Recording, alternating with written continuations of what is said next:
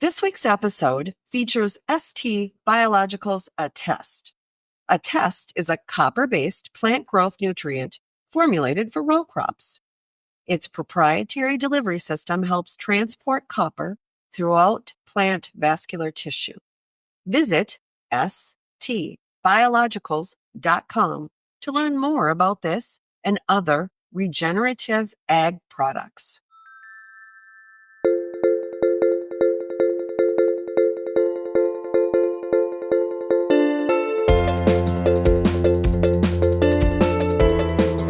Hello, and welcome to the ST Biologicals Soil Speaks podcast.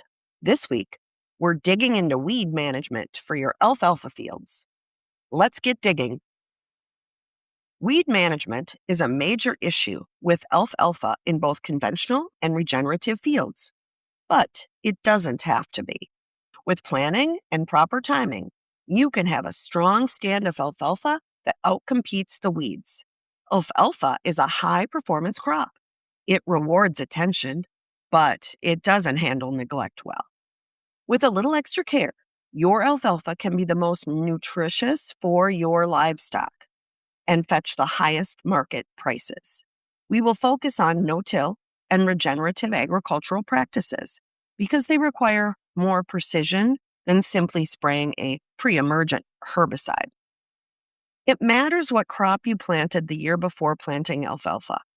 If you planted wheat or another small grain the year before, leave the crop residue intact to reduce erosion and retain moisture.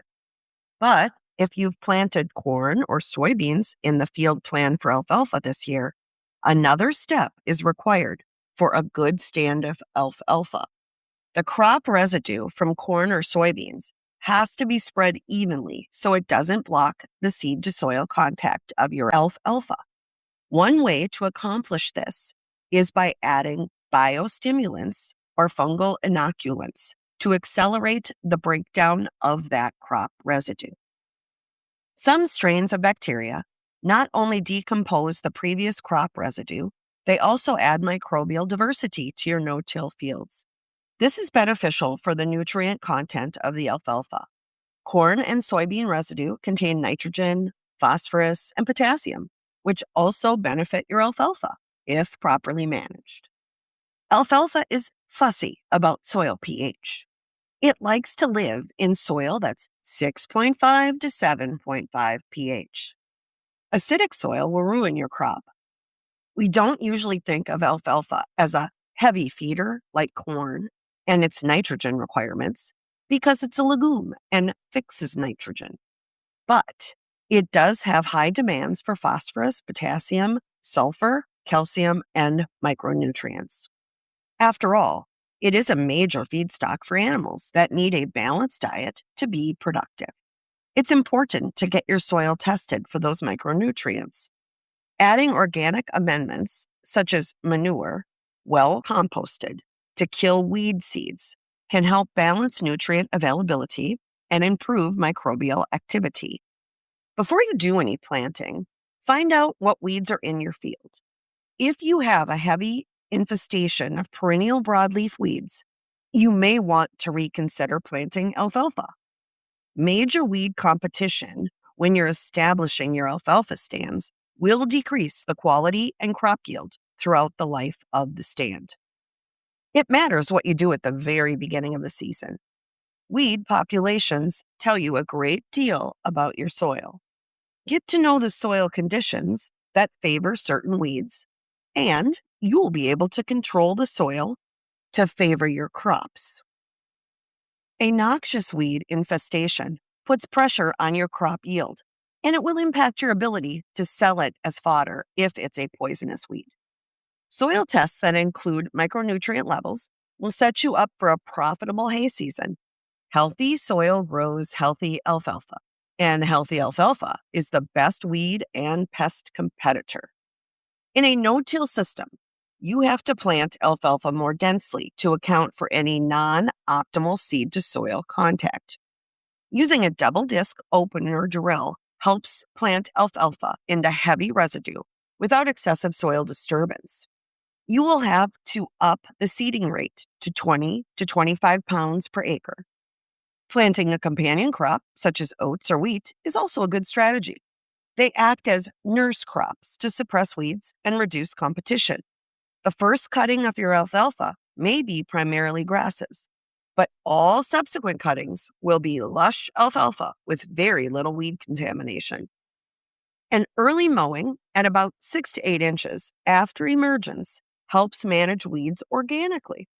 You have to time this before the alfalfa has reached that height, but any weeds or other plants competing with the alfalfa will be topped. You know, these are radically different ballgames. Alfalfa does great for about 3 years. Then yield and quality begin to deteriorate. What is your plan for the next 5 years? If you've managed well, the first 2 years of an alfalfa field will give you excellent quality and yield, assuming the weather cooperates and there is no drought. But rodents, tough winters, and heat stress all go towards weakening the stand, and weed control becomes more difficult. Short cutting intervals reduces alfalfa vigor and encourage weed growth. It's a balancing act between producing the highest quality hay and maintaining a strong stand of alfalfa.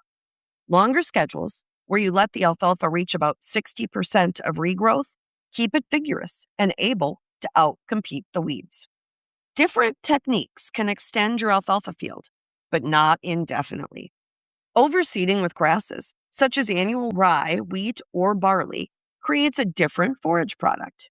When you're considering overseeding, also consider if there's a market for that forage mixture. Using clover for overseeding creates a higher protein forage, which is good for dairy cattle. It must be cut at the right time before flowering, or you'll lose that protein edge. Another option is to rotate out of alfalfa for a few years. When the weeds are too difficult to control, you aren't making any money, and it's time to fold. Whatever crop you plant into that no-till alfalfa field will have advantages over a tilled field.